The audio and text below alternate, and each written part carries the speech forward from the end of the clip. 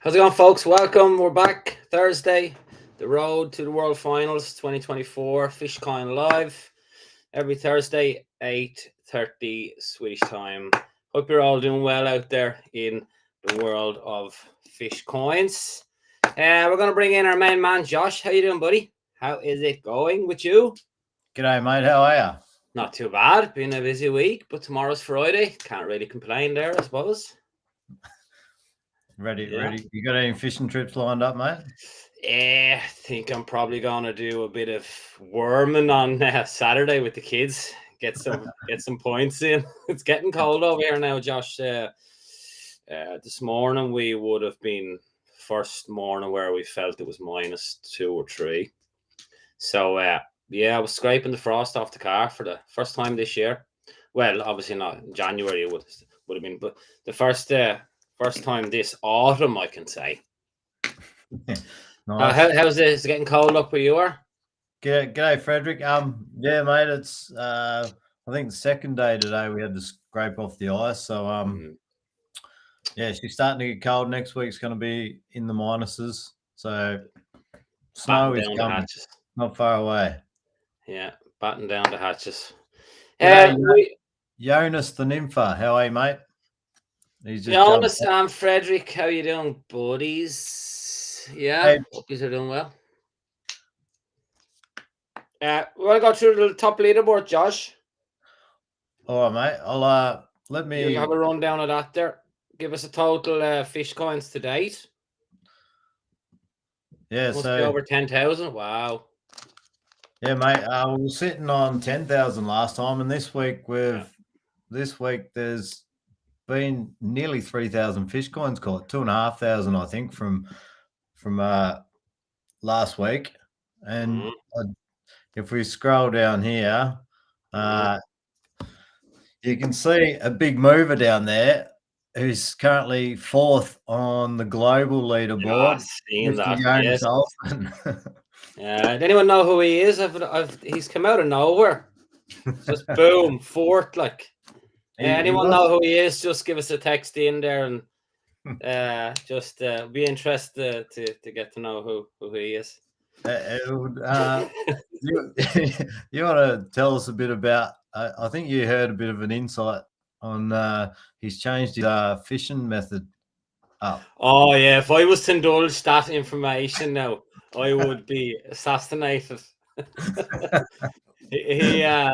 look, a wise man that works with Fishcoin once told me that you have to do what you can. You have to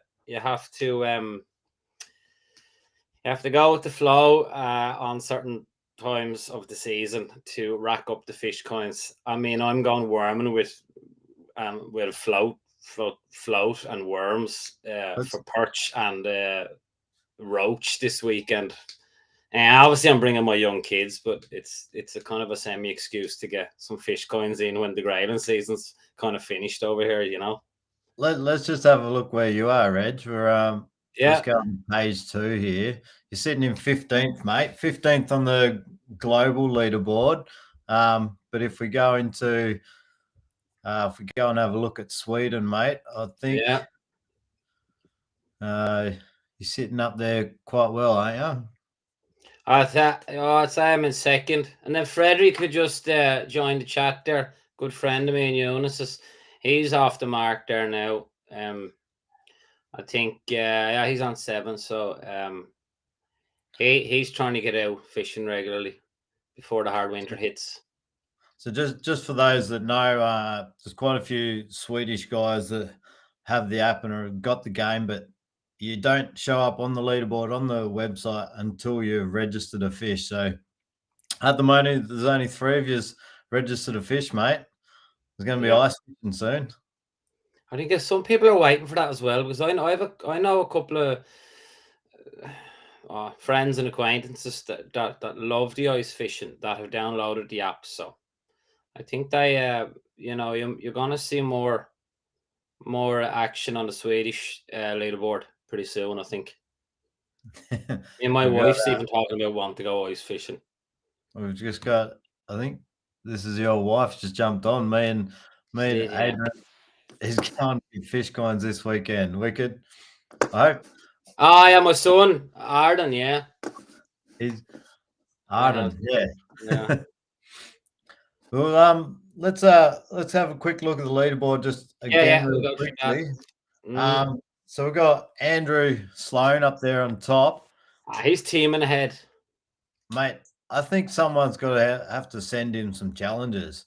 Yeah, Now that I know his tactic. I got friend requests during the week from Andrew. I never met him, but we've talked briefly. I think last year, whatever it was. Seems like a really nice guy. But he he's on 5,780 fish coins won through the app. now we've got to remember, Yeah, mate, that not about the fish now. not about the number of fish. So he's got 462 No. fish there. You Yeah. know, yourself could go and play one game, catch 3 fish, and one game for 5,000 fish coins, and you could be straight up there in front of him. I'm thinking of sending Jonas there down south a big challenge for like, I don't know, 1,000 or 2,000, and we'll just keep to the same method. We'll keep it level pegging, and we'll just go after the perch. What do you think of that, Jonas? That is some challenge. I'm calling you out over the internet. G'day, Yeah. Bill Urban over there in the USA. Thanks, Hey Bill, mate. how are you? Having another crack at it over the weekend. Frederick's got on there and got some problems with the photo of the app. Now, let me explain this. Yeah, over to you, real Josh. quickly. Jonas has gone no. Let me quickly No. explain about the camera. So we are really working on the camera feature right now. And the developer's been working super hard on it this week. And there is a brand new update coming in on Monday. You just got to keep trying with those photos of the fish. Google was detecting, for example, if you've got the fish in the net and taken a photo of the fish in the net, Google was actually detecting that the net was like a strainer, a kitchen tool. So it was the most prominent object in the photo. So this has all been really worked on at the moment. So bear with us. That camera feature is going to be sorted soon, and just keep taking a few photos. If it doesn't come, first go for you, and maybe just take the fish out of the net and try and make the fish the main thing in the picture. Just a Well, couple of Nitan was on there earlier, wasn't he, Josh? Just to send his apologies. He hoped to be with us one of the shows in the near future, the head developer. So they're working behind the clocks on that, Josh, aren't they? They're working 24/7 on this, tweaks mate. here and there. Yeah. They know the frustration it is causing, and everyone that just wants to catch that fish, take a photo, throw it back in, let it go, and just take one click. They are working as hard as they can on it, and I'm sure that these guys are going to get this right not too far away. But just a quick recap on the update coming on Monday is what's going to happen is, what was it? It was there's a lot of bugs being ironed out, and if you go to get out of the app while you're playing a game, the game's going to run in the background, so you actually have to go back into the game and exit out properly. This will stop a lot of crashing of the app. So a few people had a few crashes of the app, but this is actually going to fix that problem. So come Monday, there's a brand new update. Look out for that. Be pushed on Monday, so it could possibly be Tuesday morning that you guys get it. But yeah, Monday or Tuesday you'll get an update, and it's going to be good. Very good. And sitting in second place there is Mr. Fishcoin himself on 2019 points. Then we have Lucas, who we had on last week. It was a good interview.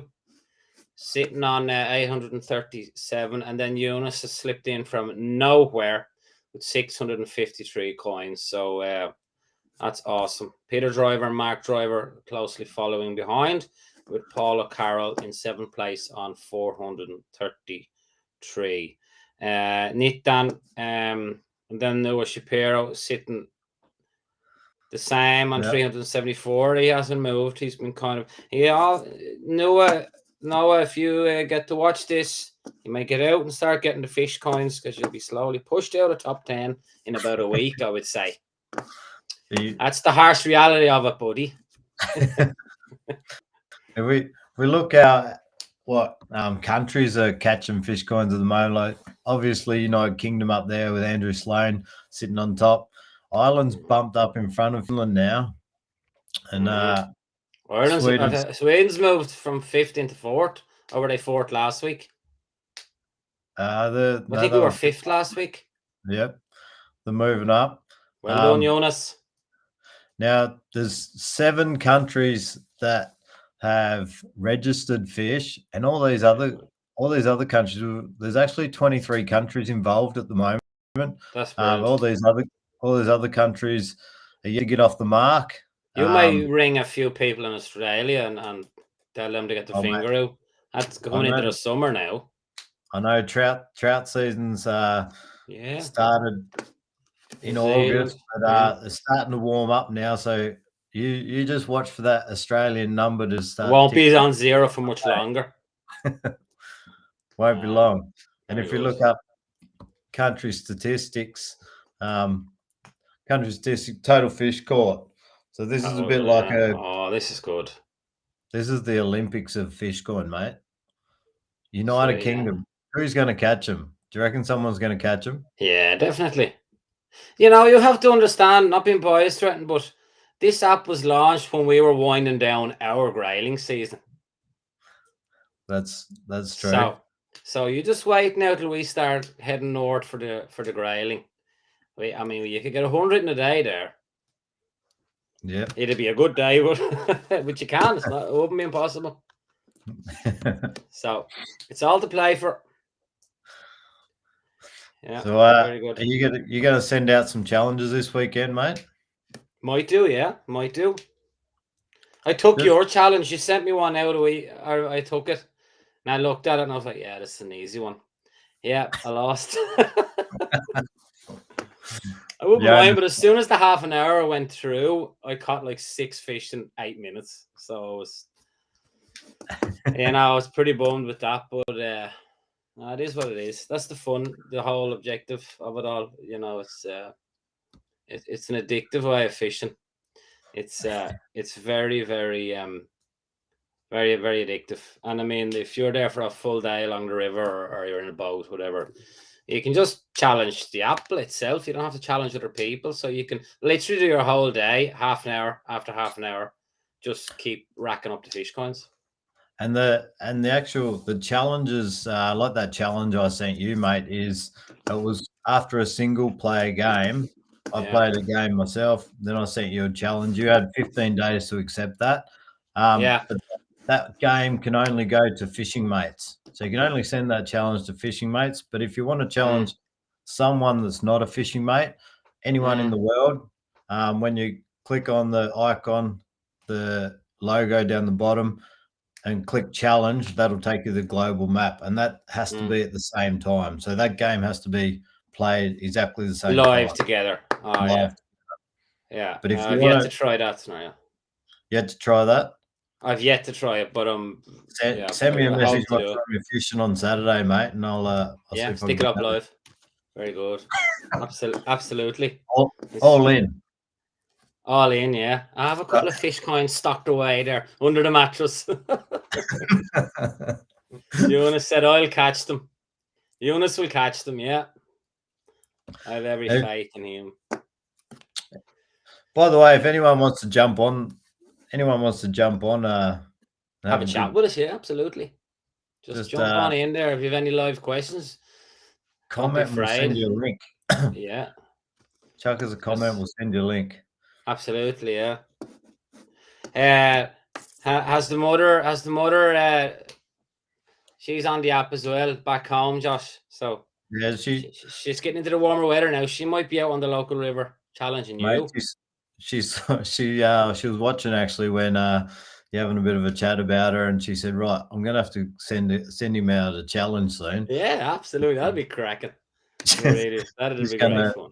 she's gonna try and get down to the river, not too far away, I reckon. Yeah.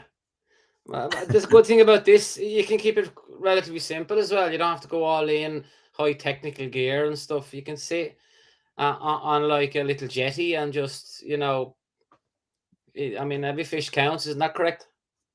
Every fish counts, mate. Whether you're worm fishing or fly fishing or spin fishing, Spinning, doesn't trolling, matter. deep sea fishing. I'll tell you what, I wish I could put it on screen, but I can't right now. But those guys over here in Finland, they've got this special time of the October. Mm, There's 4 weeks running, and they have these long poles. They stick it in, and they drag it along the river and net mm, these whitefish. And the whole reason behind that is there's a dam well that's been built many yeah. years ago, but they have to look after the fish. So they actually scoop these fish up. They actually net these fish, put the females in the keep net, and they can take the males, but they take the females up above the dam so they can reproduce.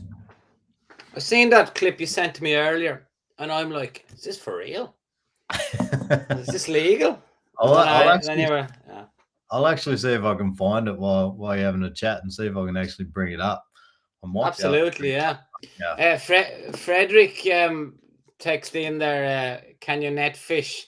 I presume you can whatever the rules are in each country. If it's standard practice or if it's by law, whatever. I mean, if you're catching fish coins by breaking the fishing rules, that's bad karma, and we definitely don't abide by that practice. That's for sure. Here we go, mate. I'll just I've got it up here. Let's just have a look Yeah, at yeah. how Oh, yeah, you they. found it. Yeah, very good. Here we go. So this is The what they long do over poles. here. If I bring Yeah, it back, so there's a beautiful sunset tonight, but they're grabbing these. They've got these long nets and they're just netting these whitefish. reefing them in like there's 3 and 4. The next guy there, when you should seen, he almost got nearly 10 fish in one pull in there. And they must be all down there in shoals, are they? Just below the dam? Am I correct in saying that? Yeah, I think they are. They come up that river in just massive schools. So they'll net in 3 or 4 whitefish whitefish a go. So it was quite interesting to watch. Absolutely, yeah. And then that's obviously for consumption and retail and whatnot. Like, I mean, they're basically stocking the fridges, are they? Or they buy a But yearly license to do that practice? Or yeah, they have to pay. They have to pay a license to go and have a go. yeah, But they're allowed to keep the males, so they're allowed to keep mm, them, stock their fridges up ready for the winter. mm, But they've got until I think it's the end of October. mm. Jonas said, "Yeah, but it's not allowed for Graham." Yeah, Hey, Graham, mate. I have never netted a fish in my life. No fun in it. Finland, we're Yeah, not far away from you guys, so you can just pop no. up. Mate. As we say, you're only across the pond. Correct. Quite close, yeah. Right, Josh, you have we hope to have a special guest on next week. We'll reveal that during the week as well. We've gone through the leaderboard. Things are starting to rack up. Fish coins are being produced. So let's try and see if we can get. Let's be realistic here, Josh. Let's see if we can get to maybe. What had we now? 13 to over 13. Oh, let's try and try to get to maybe 18,000. 18,000. That's a Yeah, big possibility after looking at yeah. looking at this week's score. Let's go, folks. Let's get out, spread the word, get your neighbours involved with Fishcoin. Get out and get yourself on the leaderboard. That's it. And don't be scared to throw those challenges. I think people are a bit hesitant on throwing a challenge due to this camera, small issues with the camera. But could be that. it's going to be the same for everyone. Don't forget that. So Yeah. Frederick's gone 2K. Freddie's 2K, gone all in 2K. all in for Andrew Sloan. Don't forget, if you want to play some big games and don't have enough fish coins, you can always throw in a couple of bucks and buy some Fishcoin package, and then really stick it into someone for a big game and try and get right up. Okay, Yes. I'm going to put it here, right? Yeah. If someone can pass Andrew Sloan by next Thursday, I'll send them a Fishcoin cap. That's not impossible, but you're, That takes one game. It just takes, Alan? Yeah, exactly. It just takes, it just takes.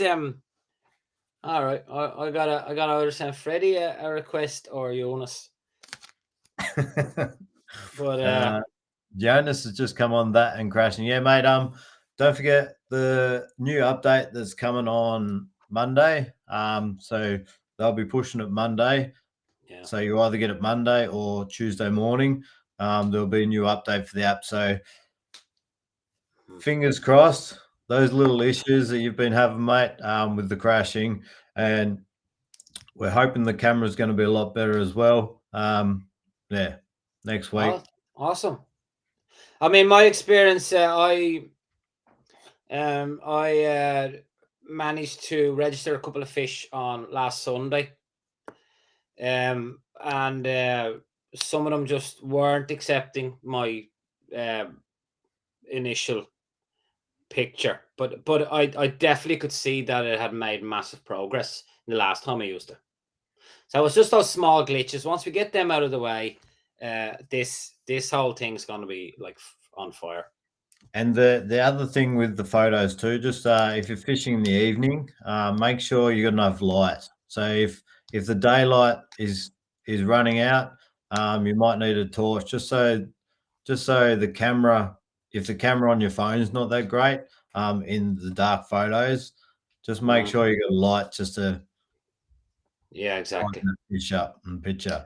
We've got Frederick's going to take you on, Reggie, for 2.5K. All right, no problem. Show me the money, Freddie. I'll tell you what, we're gonna have to get one of these games live. Live, man.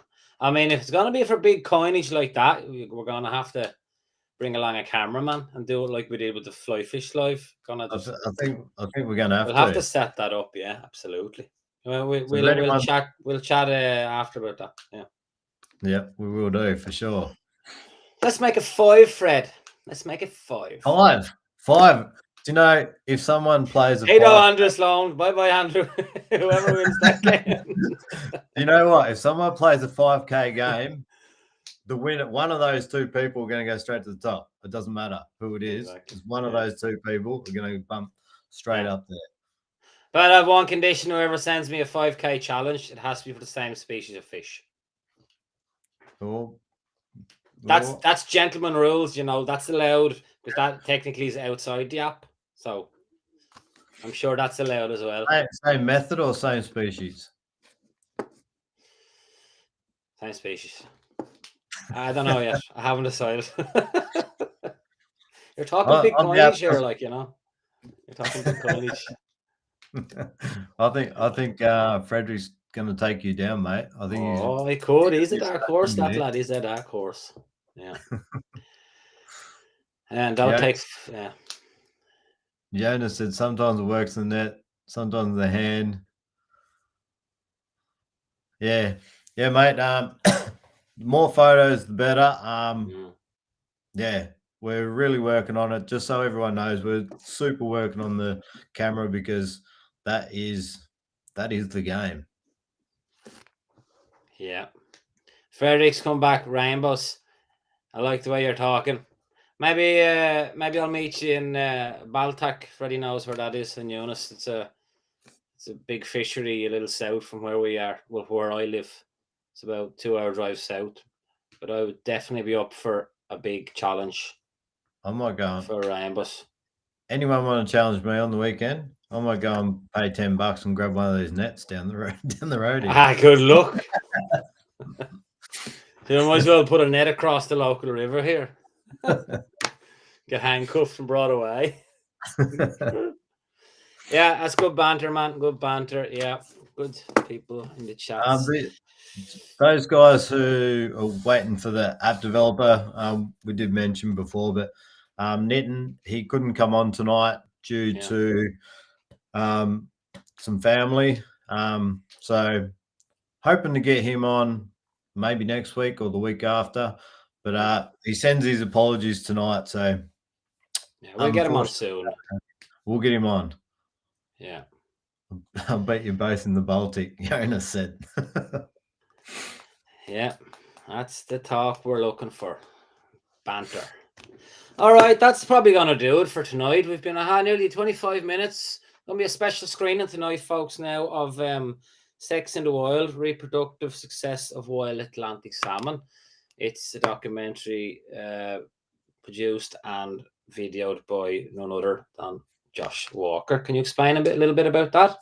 Yeah, mate. Back in 2019, I went up to northern Finland and I worked with Helsinki University, who go up there every year.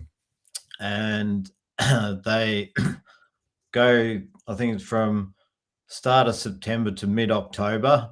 They catch salmon up there, take some scales, cut the outerboard fin and tag them and then release them. And they've been doing the research.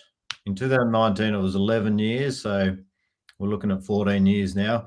And this year, this 2019, we actually caught a salmon 27.4 kilo. I've seen it. It was absolutely huge.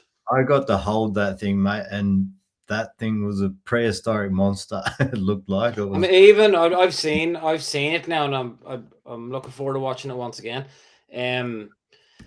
But even the drone shot in it, looking down at some of these fish, like they were huge, like absolutely prehistoric monsters, as you put it. Yeah, it sure was. Well, anyway, we'll whack it on there. Yeah, great. Thanks everyone for watching. Thanks Freddie.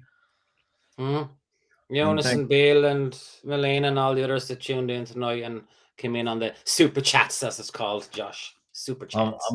I'm going to be keeping a close eye on the website over the weekend, mate. And don't forget, anyone gets in front of Andrew Sloan, they get a Fishcoin, brand new Fishcoin cap coming their way. Awesome. All right, Josh, thanks a lot, man. We'll chat to you during the week. And everybody, tune in next week, same time, same place. Take care.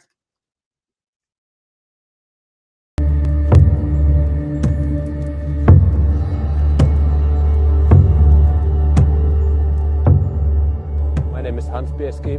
I'm from reedy herding and salmon fishing culture called Sami. We've been living off the land here for thousands of years. I've been helping with these guys with the salmon research for the last couple of years. I have to say it's been an eye-opening experience to really learn what the salmon are doing in the river. These parts of Utsjoki here are one of the best spawning areas of the whole river. Pretty normal at this time of year to see the salmon fighting here. A couple of minutes ago we filmed with the drone. There are 3 big salmons, a couple of females and a really large male getting ready for spawning.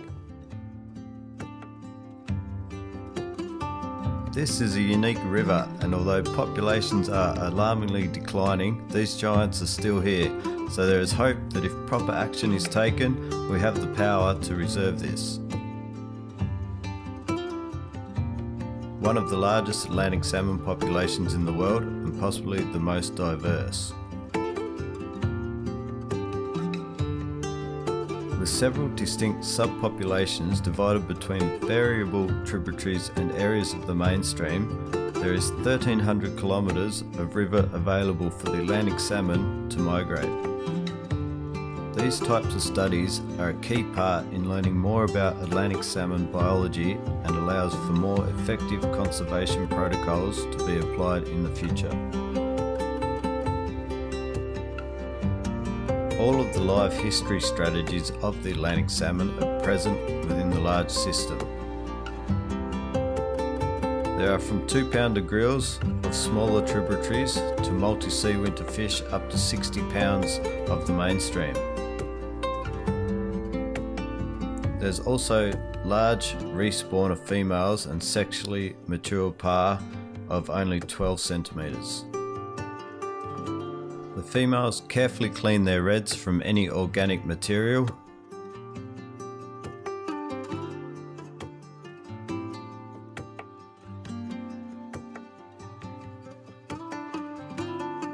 While the large males fight for the best females to spawn with. Meanwhile, smaller males and sexually mature pars wait further away for an opportunity to join the spawning at the last moment. The Tenor River separates the northern Finland from Norway, and more importantly to fishermen, this river is well known as being one of the most productive salmon fisheries in the world.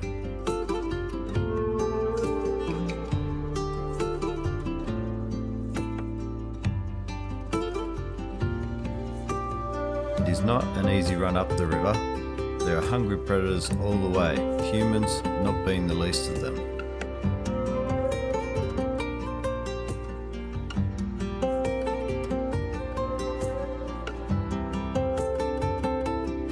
The salmon then need to travel around 100 kilometres upstream of the Tenor before they reach the mouth of the Utsjoki River.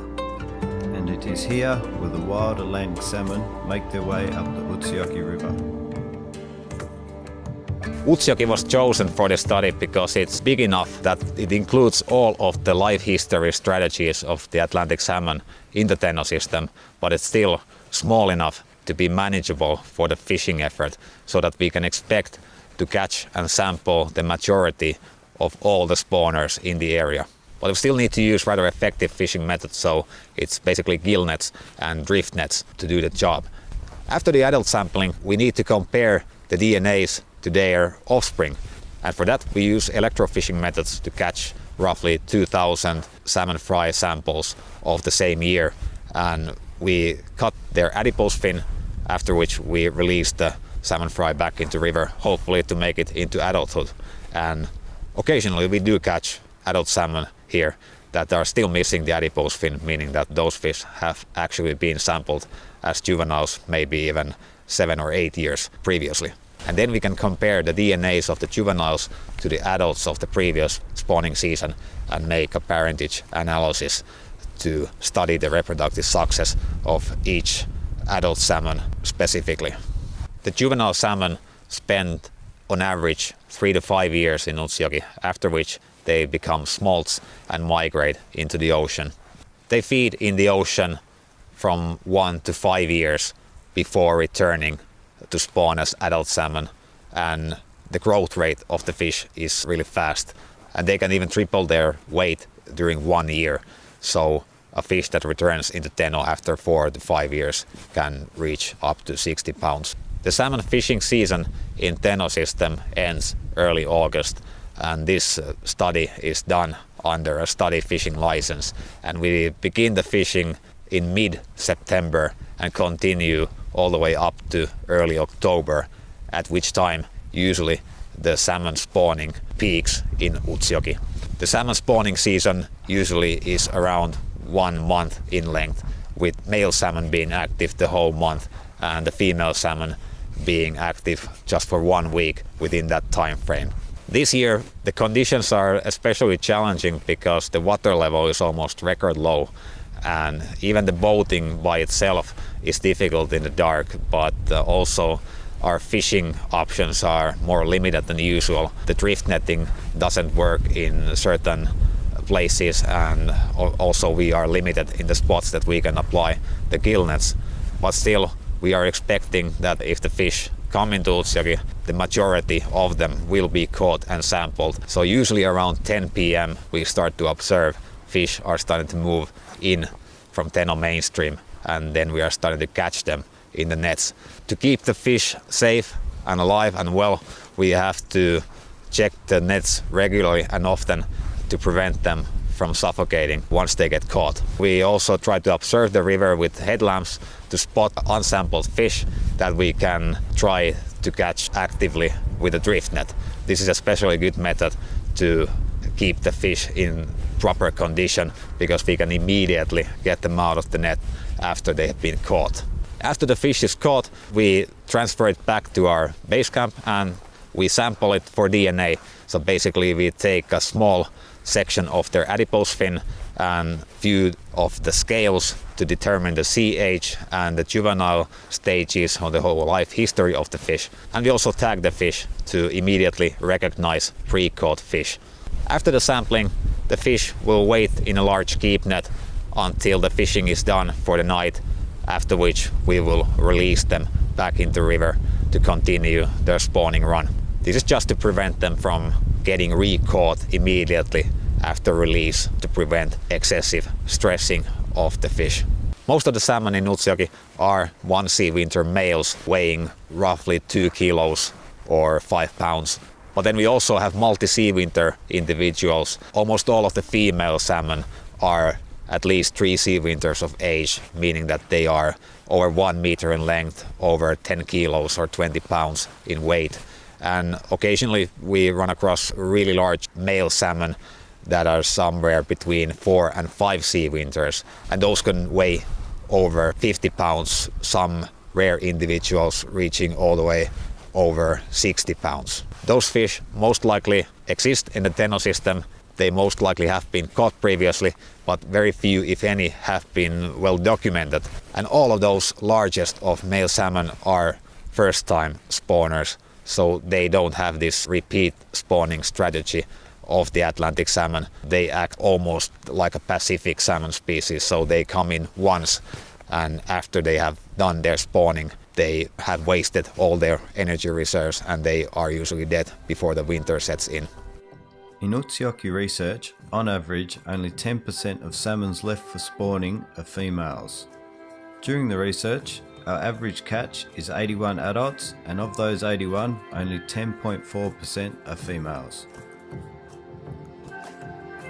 Previous studies have shown that especially multi-sea winter females are disproportionately present in human-caused mortalities. Joo, siitä.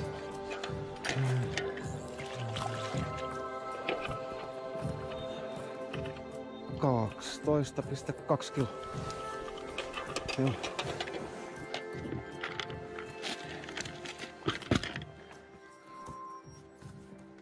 This study has been going on annually since 2011, and for the first time ever, researchers have been able to study the reproductive success of a healthy and diverse wild Atlantic salmon population. The challenge is to gene sample the majority of all the spawners. This data can then be used to study multiple aspects of salmon reproduction and population dynamics.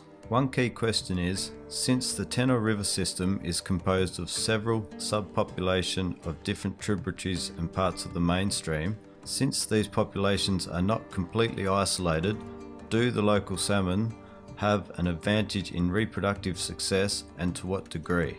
Studying this local adaptation is made possible by the extensive salmon sample archive that has been collected in the Teno system over several decades. Now it becomes possible to assess each salmon into their native population within the Teno system and compare reproductive success between native and stray fish.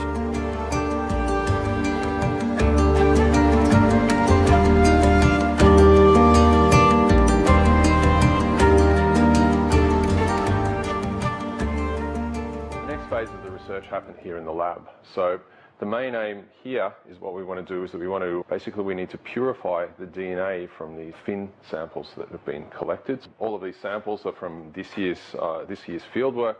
They get delivered here to the lab at the University of Helsinki. What we say, we extract the DNA from these fin samples. Basically, we just purify away all of the other stuff, so we're left with a pure sample of DNA that we can then use for doing our genetic analyses. The aim of the genetic analyses is that we want to basically do parentage testing for our fish. So we have the small juveniles that have been electrofished and we have the adults that have been caught on the spawning ground, and we want to try and match up and see who are the mum and dads of those small juveniles using genetic methods, the same genetic methods that are used in any forensic laboratory around the world.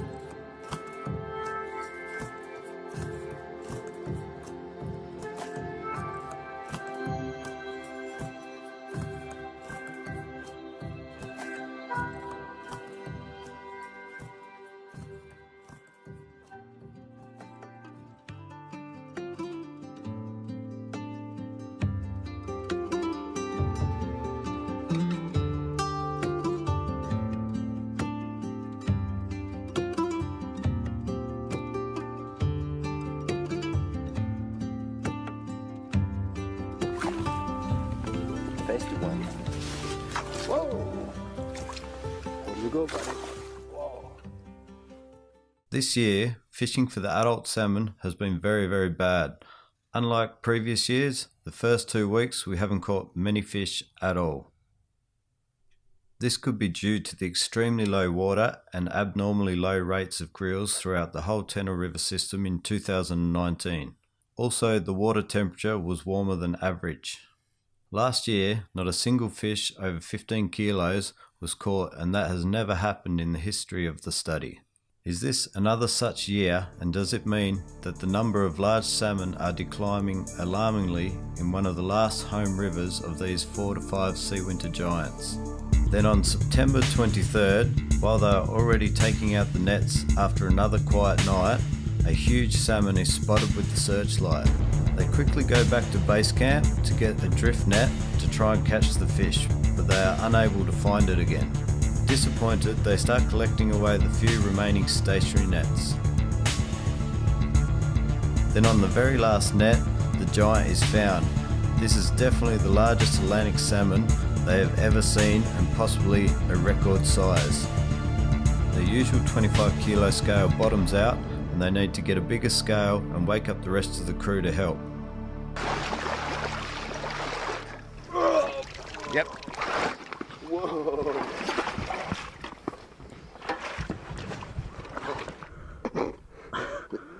Yes, hold it there.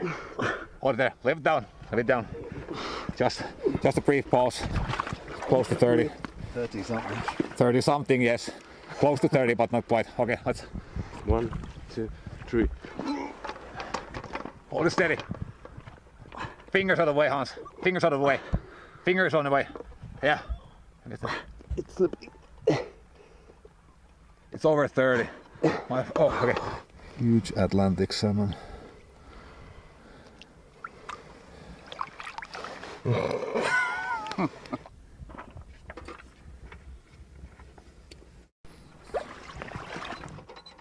Yes, okay. 28.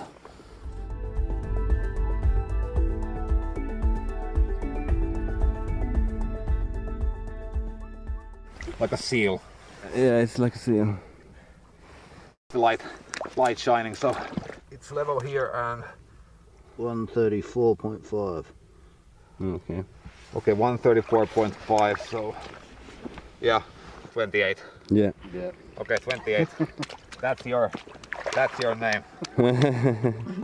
Let's go hunt some females. But still, it had some bite marks on the tail. Yeah, I noticed that too. This is like round shaped the tail. It's like round. That's pretty amazing Shape. It's like two hand sizes wide. The giant fish is sampled and tagged, but the group decide to put it in a keep net and return the next day with an official scale and more people to assist with the weigh-in.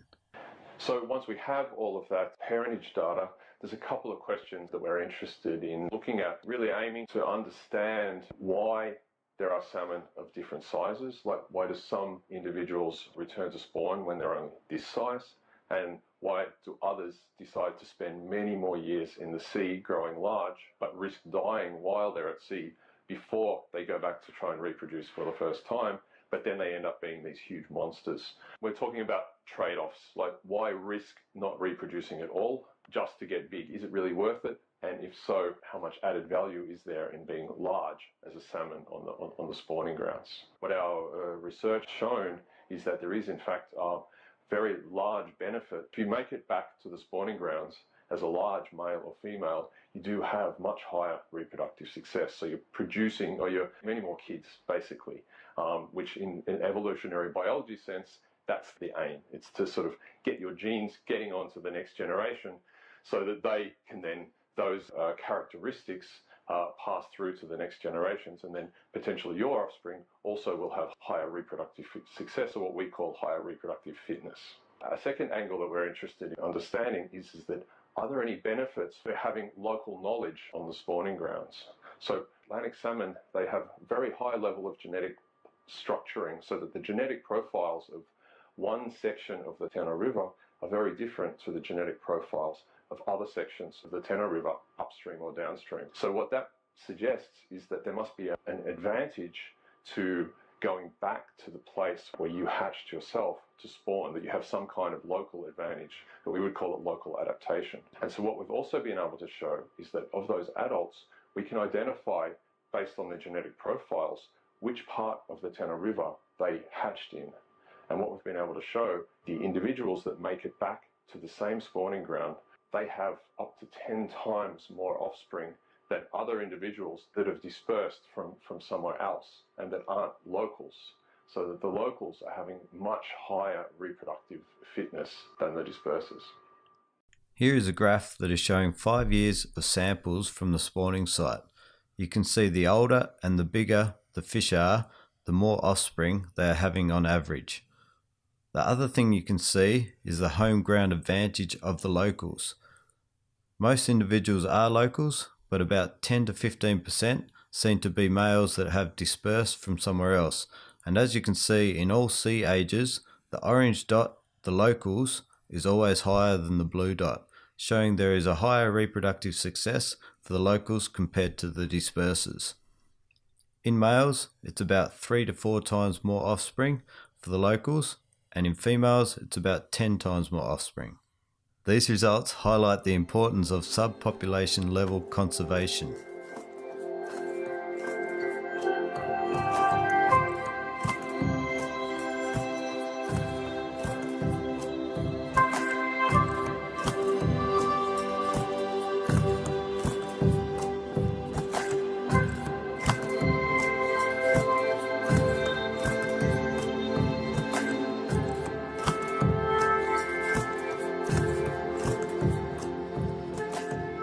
The Atlantic salmon's official weight came in at 27.4 kilograms, which is 60.3 pounds, and this is a current tie with the largest official Atlantic salmon record in Finland.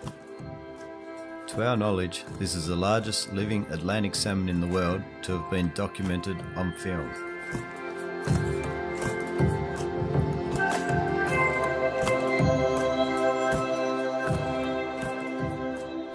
What is the future of these giants?